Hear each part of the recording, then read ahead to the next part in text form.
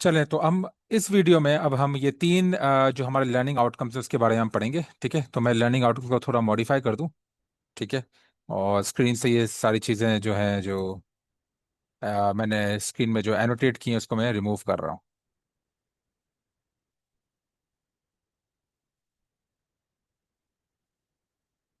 ठीक है। ओके, तो अब वो जो लर्निंग आउटकम्स जो हमने प्रीवियस वीडियोस में कवर कर चुके हैं उसको मैं रिमूव कर दूंगा। ठीक है,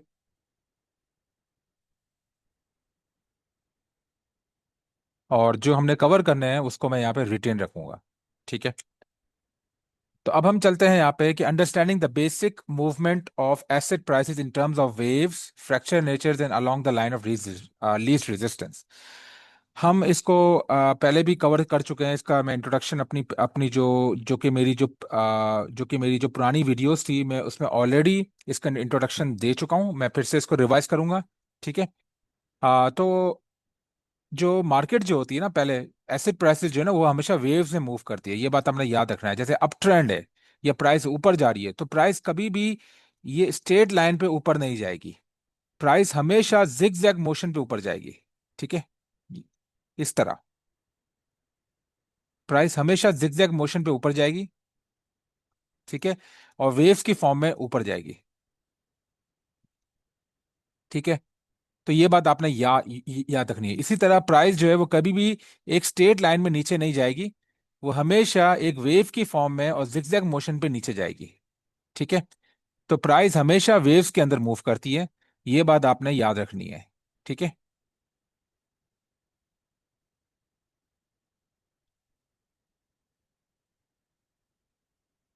और यहाँ पे आप देख सकते हैं कि ये हमारे पास जो है लॉन्ग टर्म के अंदर जो है वो प्राइस ऊपर जा रही है। लॉन्ग टर्म के अंदर जो है वो प्राइस ऊपर जा रही है, आप चेक कर सकते हैं। और शॉर्ट टर्म के अंदर प्राइस नीचे भी जा रही है। लेकिन जो लॉन्ग टर्म के जो मूव है वो हमारी ऊपर की डायरेक्शन पे है, तो हम इसको अप ट्रेंड बोलते हैं। और ये बोलते हैं कि प्राइस ऊपर जा रही है। यहाँ पे आप देखें कि शॉर्ट टर्म की मूवमेंट में प्राइस ऊपर जा रही है। ठीक है, लेकिन लॉन्ग टर्म की मूवमेंट में प्राइस नीचे जा रही है। ठीक है ना, तो इसको हम डाउन ट्रेंड बोलते हैं। ठीक है, तो ये बात हम आपने हमेशा याद रखनी है कि मार्केट में शॉर्ट टर्म फ्लक्चुएशंस रहती हैं और मार्केट हमेशा वेव्स के फॉर्म में मूव करती है। और मार्केट कभी भी स्ट्रेट लाइन में मूव नहीं करती, कभी भी स्ट्रेट लाइन में मूव नहीं करती, हमेशा वेव्स के अंदर मूव करती है, हमेशा वेव्स के अंदर मूव करती है। ठीक है, ये बात आपने याद रखनी है। दूसरा कॉन्सेप्ट है हमारे पास, मार्केट की फ्रैक्चरल नेचर होती है। फ्रैक्टल नेचर का मतलब ये होता है कि आप जो भी टाइम फ्रेम है, चाहे 1 मिनट टाइम फ्रेम हो हमारे पास। ठीक है, 1 मिनट TF का मतलब टाइम फ्रेम, या फिर हमारे पास 5 मिनट का टाइम फ्रेम हो। सॉरी। ठीक है, या फिर हमारे पास टाइम फ्रेम जो है वो 5 मिनट्स का हो, या फिर हमारे पास डेली या कोई भी टाइम फ्रेम हो, डेली टाइम फ्रेम हो। ठीक है ना, या फिर हमारे पास आप समझ रहे हैं कि आवरली टाइम फ्रेम हो। ठीक है, कोई भी टाइम फ्रेम हो, मार्केट की मूवमेंट्स जो होती है वो हमेशा वेव्स के अंदर होती है और वो तमाम के तमाम टाइम फ्रेम्स में सेम ही रहती है। जो मूवमेंट की जो मार्केट की जो मूव करने का जो तरीका है वेव्स के अंदर, वो तमाम टाइम फ्रेम्स के अंदर सेम ही रहता है। ठीक है ना, मतलब उनका नेचर सिमिलर ही होता है। ठीक है ना, इस इसका ये मतलब नहीं है कि अगर आ, कि अगर 1 मिनट टाइम फ्रेम पे मार्केट वेव में मूव कर रही है तो फिर 5 मिनट में स्ट्रेट लाइन मूव करेगी, ऐसा पॉसिबल नहीं है। मार्केट हर टाइम फ्रेम में मार्केट की जो मूवमेंट होती है वो सिमिलर होती है। इसको हम बोलते हैं fractal nature of the market. अब हम ये देखेंगे along the line of the least resistance, market हमेशा मूव करती है लाइन ऑफ लीस्ट रेजिस्टेंस के तौर पे। ठीक है, लाइन ऑफ लीस्ट रेजिस्टेंस का मतलब क्या है वो मैं आपको इसमें बता देता हूँ। ठीक है, ये बिल्कुल आसान कॉन्सेप्ट है जो मैं आपको कुछ लफ्जों में आपको मैं बयान करूंगा यहाँ पर। ठीक है, अच्छा, लाइन ऑफ लीस्ट रेजिस्टेंस पे मार्केट मूव करती है। ठीक है,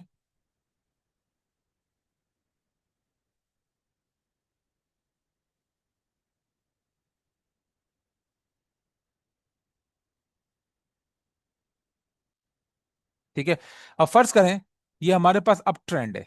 ठीक है, ये अप ट्रेंड है, मार्केट ऊपर जा रही है, प्राइस नीचे भी जा रही है। मैं थोड़ा इसको एनोटेट कर देता हूँ ताकि चीज़ें आपको समझने में आसानी हो।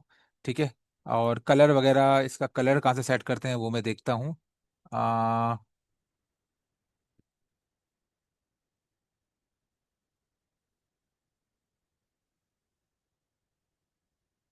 ठीक है। अब मार्केट जो है, ये हम ग्रीन जो है ना, ये हम ग्रीन देखेंगे, अगर ये मैं ग्रीन एरो बना रहा हूँ तो इसका मतलब मार्केट बुलिश है और प्राइस ऊपर जा रही है। ठीक है। और मार्केट हमेशा इस तरह मूव करती है। ठीक है। ठीक है। अब मार्केट मूव कर रही है हमारे पास। ठीक है।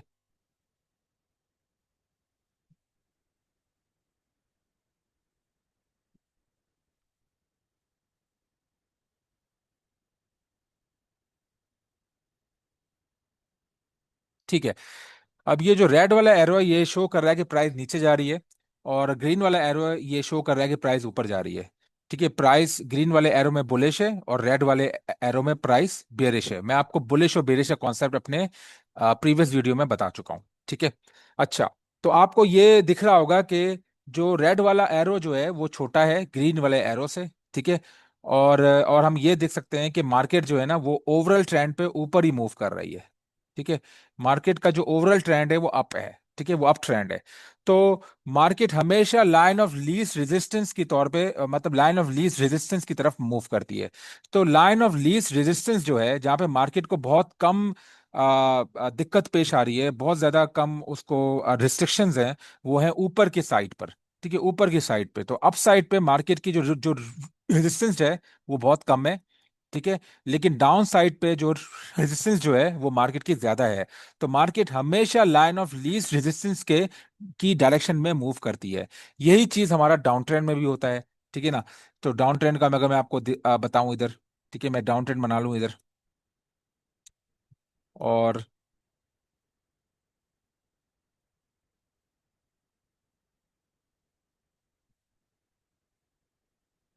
ठीक है, तो यहां से आपको पता लग रहा है कि मार्केट जो है इस पॉइंट से।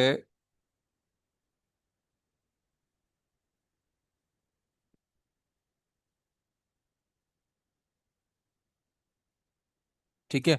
यहाँ पे जो है वो मार्केट ऊपर नीचे जिगजैग मोशन में और वेव में मूव कर रही है।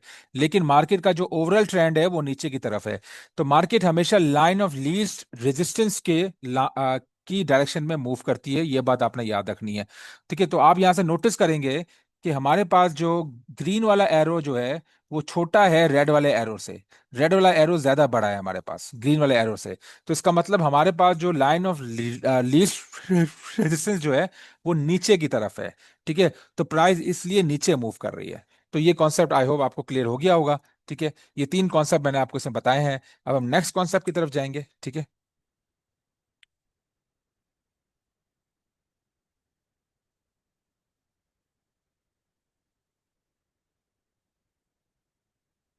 वो कॉन्सेप्ट भी काफी इजी है, ठीक है, समझने के लिए। तो मैं आपको एक बिल्कुल आसान लफ्जों में समझाने की कोशिश करूंगा। ठीक है। Okay, understanding the concept of supply and demand and its association with buying and selling power. अच्छा, तो सप्लाई एंड डिमांड के बारे में मैं आपको ऑलरेडी बता चुका हूं। ठीक है। तो अगर मैं यहाँ पे अगर मैं फिर से अप ट्रेंड और डाउन ट्रेंड बनाऊं, मैं तीन सिचुएशन यहाँ पे क्रिएट करूंगा। ठीक है ना। ये मैं पहले करूंगा अप ट्रेंड, उसके बाद डाउन ट्रेंड, और फिर उसके बाद मैं उसके बाद क्रिएट करूंगा रेंज बाउंड मार्केट। ठीक है। तो पहले मैं सारी ड्राइंग कर लूं। ठीक है। तो मैं तब तक वीडियो को पॉज कर रहा हूँ, फिर मुझे आपको समझाने में आसानी होगी। ओके। चलें, तो ये मैंने अब तीन मार्केट के जो मार्केट के फेजेस हैं, ठीक है ना, उनका मैंने एक सिनेरियो क्रिएट किया है। एक है अप ट्रेंड जिसमें प्राइस आपकी ऊपर जाती है, एक है दूसरा है डाउन ट्रेंड जिसमें प्राइस आपकी नीचे जाती है, और तीसरा है रेंज बाउंड कंसोलिडेशन या इक्विलिब्रियम। उसमें प्राइस जो है वो ना ऊपर जा रही है और ना ही वो नीचे जा रही है, वो बस एक सेम डायरेक्शन में मूव कर रही है। ठीक है। जैसे कि इस केस में आपको दिखाया कि प्राइस एक सेम डायरेक्शन में ही मूव कर रही है, ना तो वो ऊपर जा रही है ना वो नीचे जा रही है। इसको हम बोलते हैं रेंज बाउंड या कंसोलिडेशन वगैरह। ठीक है। अच्छा, तो अब आपको जो जो कि अप ट्रेंड है, मैंने आपको बताया भी था कि डिमांड का मतलब है बाइंग और सप्लाई का मतलब है सेलिंग। इसी तरह सप्लाई का मतलब है सेलिंग और डिमांड का मतलब है बाइंग। ये मैं सारा आपको अपनी पुरानी वीडियोस में बता चुका हूं। ठीक है। अगर मार्केट अप ट्रेंड में जा रही है या फिर मार्केट ऊपर जा रही है तो इसका मतलब यह है कि डिमांड जो है वो सप्लाई से बड़ा है। अगर मार्केट नीचे जा रही है तो इसका मतलब है सप्लाई जो है वो डिमांड से बड़ा है। अगर मार्केट जो है वो सेम डायरेक्शन में चल रही है, ना तो वो ऊपर जा रही है ना तो वो नीचे जा रही है, तो इसका मतलब ये है कि प्राइस जो है वो इक्विलिब्रियम में है और डिमांड जो है वो सप्लाई के बराबर है। ठीक है। इसी तरह अगर प्राइस जो है वो अगर अप ट्रेंड में जा रही है तो इसका मतलब ये है कि बाइंग पावर जो है वो सेलिंग पावर से ज्यादा है। ठीक है। अगर प्राइस डाउन ट्रेंड में जा रही है, नीचे जा रही है, तो इसका मतलब ये है कि सेलिंग पावर जो है वो हमारा बाइंग पावर से ज्यादा है। ठीक है। अगर मार्केट रेंज बाउंड या फिर कंसोलिडेशन फेज में चल रही है तो इसका मतलब ये है कि बाइंग पावर इक्वल है सेलिंग पावर के। ठीक है। तो ये तो एक बेसिक कॉन्सेप्ट था जो मैं आपको अपनी पुरानी वीडियो में भी एग्जाम्पल के साथ बता चुका हूं। ठीक है। अच्छा, तो अब हम इसको थोड़ा एक्सपेंड करेंगे और हम समझेंगे कि और हम ये समझेंगे कि बाइंग पावर और सेलिंग पावर क्या होता है। अच्छा, तो अब फर्ज करें हमारे पास जो मार्केट में बायर्स हैं वो 10 हैं। ठीक है। 10 मार्केट में बायर्स हैं और उनका जो लॉट साइज है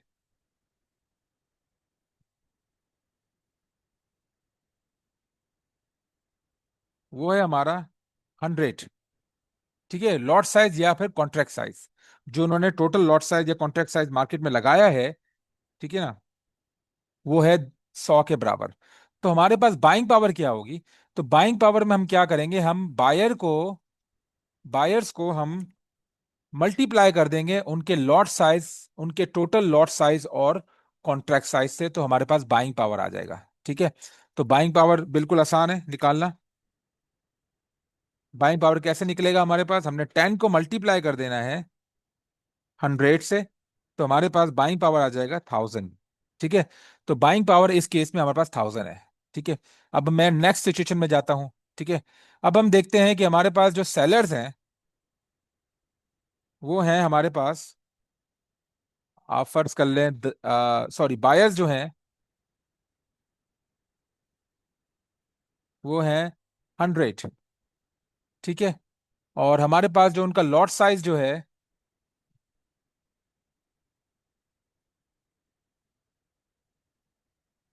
जो उनका टोटल लॉट साइज या कॉन्ट्रैक्ट साइज जो है तमाम बायर्स का, वो है हमारे पास, फर्ज कर लें, वन वन लॉट। ठीक है।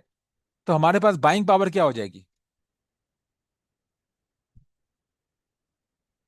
हमारे पास बाइंग पावर हो जाएगी, हमने मल्टीप्लाई कर देना है नंबर ऑफ बायर्स को उनके टोटल लॉट साइज और कॉन्ट्रैक्ट साइज से, तो वो निकलता है हमारे पास बाइंग पावर। ठीक है। तो 100 मल्टीप्लाई बाय 1 और बाइंग पावर हमारे पास आ जाएगी 100। तो आपको यहाँ पे क्लियरली दिख रहा होगा कि यहाँ पे नंबर ऑफ बायर्स तो ज्यादा हैं, लेकिन उनके कॉन्ट्रैक्ट साइज और जो लॉट साइज है वो कम है। ठीक है ना। लेकिन यहाँ पे हमारे पास बायर्स तो कम है लेकिन उनका लॉट साइज और कॉन्ट्रैक्ट साइज जो है वो ज्यादा है। तो हमने क्या करना है, हमने नंबर ऑफ बायर्स और नंबर ऑफ सेलर्स को चेक नहीं करना है, हमने सिर्फ और सिर्फ उनकी बाइंग पावर या सेलिंग पावर को चेक करना है। ठीक है। इस केस के अंदर जो बाइंग पावर है वो 1000 है और इस केस के अंदर बाइंग पावर जो है वो 100 है। तो ये बात आपने याद रखनी है। इसी तरह हम सेलर से केस में भी कर सकते हैं। ठीक है। फर्ज करें हमारे पास नंबर ऑफ सेलर्स जो हैं वो है हमारे पास 10। ठीक है। और उनका जो टोटल लॉट साइज और कॉन्ट्रैक्ट साइज है,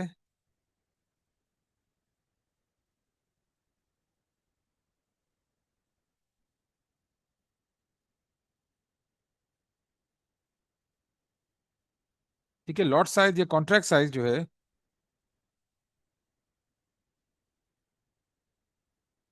वो है हमारे पास 100। ठीक है। और टोटल जो हमारे पास सेलिंग पावर होगी वो कितनी हो जाएगी?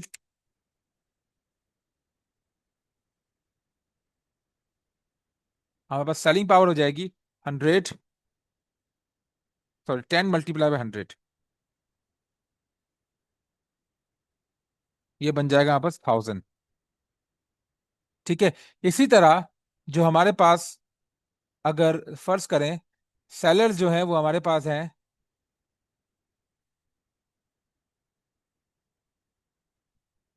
100। ठीक है। टोटल लॉट साइज और कॉन्ट्रैक्ट साइज, जितने भी सेलर्स हैं उन सब का जो टोटल कॉन्ट्रैक्ट साइज या लॉट साइज है वो है हमारे पास, फर्ज करें, 1। ठीक है, तो हमारे पास सेलिंग पावर क्या हो जाएगी?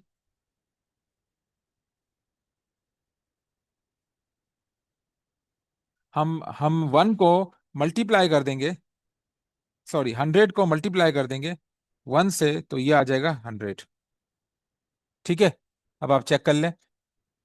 तो इस केस में भी आप देख लें कि यहाँ पे हमारे पास नंबर ऑफ सेलर्स तो बहुत ज्यादा है, ठीक है ना, लेकिन हमारे पास जो सेलिंग पावर है वो हमारे पास यहाँ पे ज्यादा है और यहाँ पे कम है। तो हमने हमेशा नंबर ऑफ सेलर्स को नहीं देखना, ये नंबर ऑफ बायर्स को नहीं देखना, हमें हमेशा उनकी बाइंग पावर और सेलिंग पावर को देखना है। ठीक है ना, तो यही था concept of supply and demand and and association with buying power and selling power. ठीक है ना, तो ये मैंने, आई होप आपको ये सारा कॉन्सेप्ट क्लियर हो गया होगा। अब हम नेक्स्ट लर्निंग आउटकम की तरफ चलते हैं, जो कि बहुत सा जो कि वो भी एक काफी आसान टॉपिक है। ठीक है,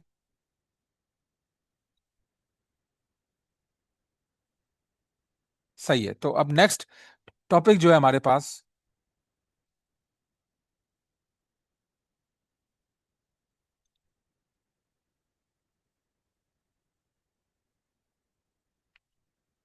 understanding the structure of up trend, down trend और रेंज बाउंड मार्केट्स। ठीक है ना, तो पहले हम अप ट्रेंड का स्ट्रक्चर देखेंगे कि अप ट्रेंड में कौन कौन से स्ट्रक्चर होते हैं हमारे पास। ठीक है, कि फर्ज करें हमारे प्राइस, जो मैंने आपको वाइकॉफ का जो बेसिक मार्केट का जो स्ट्रक्चर था, वो मैंने आपको जो पढ़ाया था अपनी जो पुरानी वीडियोस में, आप उसको लाजमी रिव्यू कर लीजिएगा, फिर आपको ये समझ में आएगा। ठीक है, तो जो हमारे पास अप ट्रेंड है, अप ट्रेंड हमारे पास कुछ ऐसा होता है जैसे मार्केट जो है वो हम बस सपोज कर वेव में मूव कर रही है, तो ये अप ट्रेंड और डाउन ट्रेंड हम जा रहे हैं। ठीक है, सही है।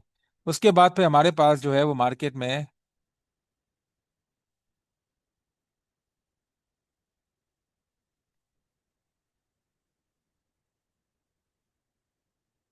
री अक्यूमुलेशन फेज आया।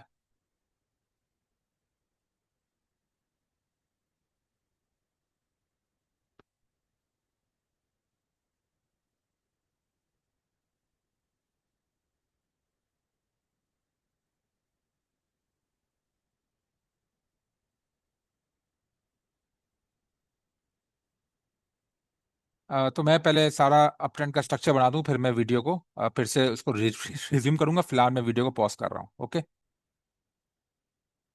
ठीक है, तो ये मैंने आपको एक अप ट्रेंड को मैंने एक ब्रेक डाउन करके दिखा दिया कि अप ट्रेंड के अंदर क्या क्या चीजें होती हैं। ठीक है, सबसे पहले हमारे पास जो होता है वो अक्यूमुलेशन होता है। अक्यूमुलेशन का मकसद होता है स्टार्ट ऑफ अप ट्रेंड। ठीक है ना, इसमें सप्लाई और डिमांड जो है वो हमारे पास वो है वो इनिशियली सबसे पहले वो हमारे पास बराबर होती है, डिमांड और सप्लाई। लेकिन उसके बाद डिमांड जो है वो ज्यादा स्ट्रांग हो जाती है, ठीक है ना, सप्लाई से, तो हमारे पास फिर मार्केट ऊपर जाना शुरू हो जाती है, और वो होता है हमारे पास मार्कअप फेज। ठीक है, फिर मार्कअप फेज के बाद हमारे पास फिर प्रोसेस आता है, फिर फिर ना उस प्रोसेस में सप्लाई और डिमांड फिर से हमारे पास बराबर हो जाती है, और मार्केट रेंज में मूव करना शुरू हो जाती है। और फिर उसके बाद जो है इसको हम बोलते हैं रीअक्यूमुलेशन या continuation of of up trend. ठीक है, इसके बाद क्या होता है कि हमारे पास जो है वो डिमांड है वो ज्यादा स्ट्रांग हो जाती है सप्लाई से, और मार्केट फिर से मूव होना ऊपर शुरू हो जाती है। फिर ये हमारे पास होता है मार्कअप फेज। ठीक है, मार्कअप फेज के बाद फिर हमारे पास आता है डिस्ट्रीब्यूशन। डिस्ट्रीब्यूशन में मार्केट जो है, मार्केट में फिर से सप्लाई और डिमांड जो है वो इक्वल हो जाती हैं या फिर बराबर हो जाती हैं, जिसकी वजह से मार्केट रेंज के अंदर मूव करती है, जैसे इस रेंज में आपको मूव करने को मिल रही है। ठीक है ना, तो इस तरह रेंज में मूव मूव करती है, लेकिन आखिर में यह होता क्या है, ठीक है, इसमें क्या होता है कि हमारे पास सप्लाई जो है वो डिमांड से ज्यादा बड़ी हो जाती है इस आखिरी पॉइंट के अंदर। ठीक है, इस आखिरी पॉइंट के अंदर, और उसके बाद मार्केट जो है वो नीचे मूव करना शुरू हो जाती है। और ये प्रोसेस जो होता है इसको हम बोलते हैं डिस्ट्रीब्यूशन, और ये होता है एंड ऑफ अप ट्रेंड। ठीक है, इसमें अप ट्रेंड जो है वो खत्म हो जाता है। तो ये पूरा है कि ये इस तरह हमारे पास अप ट्रेंड मार्केट में मूव करता है। अब हम समझेंगे डाउन ट्रेंड के बारे में। ठीक है, चलें अभी हम इस सेक्शन में डाउन ट्रेंड के बारे में स्टडी करेंगे कि डाउन ट्रेंड का स्ट्रक्चर असल में ऐसा होता क्या है। सबसे पहले हमारे पास होता है डिस्ट्रीब्यूशन, जिसमें सप्लाई और डिमांड जो है वो हमारे पास इक्वल होती है। ठीक है ना, तो मार्केट रेंज में मूव कर रही होती है, जैसे आपको यहाँ दिखने को मिल रहा है। ठीक है ना, और ये होता है हमारे पास स्टार्ट ऑफ डाउन ट्रेंड। ठीक है, उसके बाद क्या होता है कि हमारे यहाँ पर इस पॉइंट के अंदर हमारे पास जो है वो सप्लाई जो है वो ज्यादा बड़ी हो जाती है डिमांड पे, मतलब डिमांड से, जिसकी वजह से मार्केट जो है वो नीचे मूव करना शुरू हो जाती है। और ये हमारे पास फेज होता है मार्कडाउन का। फिर मार्कडाउन के बाद क्या होता है कि ना मार्कडाउन के बाद सप्लाई और डिमांड फिर से हमारे पास बिल्कुल मतलब जो है वो दोनों की बराबरी हो जाती है। और मार्केट जो है वो रेंज में मूव करना शुरू हो जाती है, जहाँ से जैसे कि आपको यहाँ पे यहाँ पे दिख रहा है आपको। फिर इस प्रोसेस को हम बोलते हैं रीडिस्ट्रीब्यूशन या फिर कंटिन्यूएशन ऑफ डाउन ट्रेंड। इसमें continuation of of down trend होता है। इस पॉइंट में क्या होता है कि इस पॉइंट में हमारे पास जो है सप्लाई जो है वो डिमांड से ज्यादा बड़ी हो जाती है, और मार्केट फिर से डाउनवर्ड डायरेक्शन की कंटिन्यूएशन में मूव होना शुरू हो जाता है। ठीक है। और फिर उसके बाद क्या होता है कि हमारे पास फिर आता है हमारे पास अक्यूमुलेशन फेज। अक्यूमुलेशन में क्या होता है, हमारे पास एंड ऑफ डाउन ट्रेंड होता है, कि डाउन ट्रेंड का एंड होता है और फिर अप ट्रेंड का स्टार्ट होता है। ठीक है।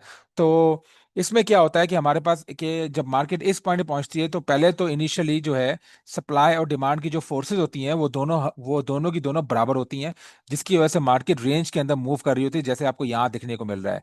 और इस पॉइंट में क्या होता है कि डिमांड जो है वो ज्यादा स्ट्रांग हो जाती है हमारे पास सप्लाई से। ठीक है। यहाँ पे जो है शुरू में पहले डिमांड जो है वो इक्वल होती है सप्लाई के। ठीक है ना, इक्वल होती है। और बाद में वो डिमांड जो है वो ज्यादा स्ट्रांग हो जाती है सप्लाई से, जिसकी वजह से मार्केट ऊपर मूव करना शुरू हो जाती है। तो ये प्रोसेस होता है डाउन ट्रेंड का। अब हम रेंज बाउंड को कवर करेंगे। ठीक है। तो रेंज बाउंड तो बिल्कुल आसान है। ठीक है। वो मैं आपको बता देता हूँ।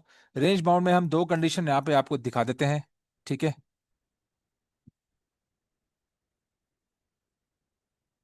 ये हम रेंज बाउंड मार्केट बना रहे हैं। ठीक है।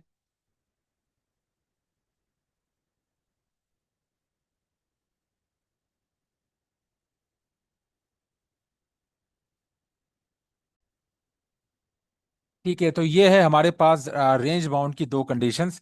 तो रेंज बाउंड में आप पहले देखेंगे कि इनिशियली मार्केट जो है वो रेंज के अंदर मूव कर रही है, जैसे कि आप यहाँ पे देख सकते हैं कि मार्केट रेंज के अंदर मूव कर रही है। यहाँ पे क्या होता है, इनिशियली शुरू शुरू में डिमांड जो है वो सप्लाई के इक्वल होती है, जिसकी वजह से मार्केट रेंज के अंदर मूव कर रही है।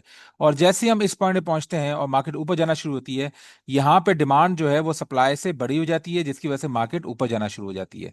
ठीक है ना। इसी तरह जो हमारे पास रेंज बाउंड की जो सेकंड कंडीशन है, तो शुरू शुरू में जो है सप्लाई जो है वो डिमांड के हमारे पास इक्वल होती है, जिसकी वजह से मार्केट जो है वो रेंज बाउंड में मूव करती है।